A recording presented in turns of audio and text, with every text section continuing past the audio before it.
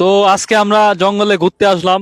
আসার পর একটা মর্মান্তিক ঘটনা দেখলাম, যেটা হচ্ছে এই যে লোকগুলো, এনারা এনারা আমাদেরই ভাই। তো এনারা কেন জঙ্গলে থাকে, কেন তারা আজকে এই বেশ, আমরা সেটাই জানতে চাবো, সেটাই জানার চেষ্টা করব তাদের থেকে। দেখি তারা কি বলে। এই দেখেন কি ভয়ঙ্কর আচরণ করছে তারা।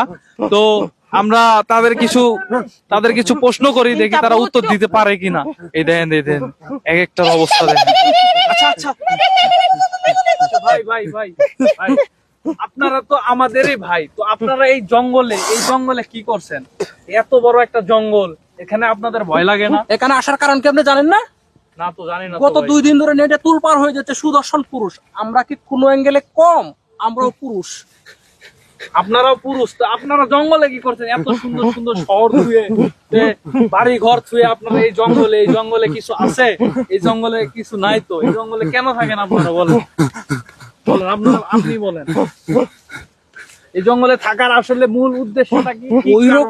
ওইরকম একটা বাজে চেহারার লোকরে যদি সুদর্শন পুরুষে আখ্যায়িত করে অ্যাওয়ার্ড দেয় বাংলাদেশ সরকার, তা আমরা কোন অ্যাঙ্গেলে কম? দেখেন তো, দাড়ি মোট সবে আছে, পেজ সুন্দর, দেখতে ভালো।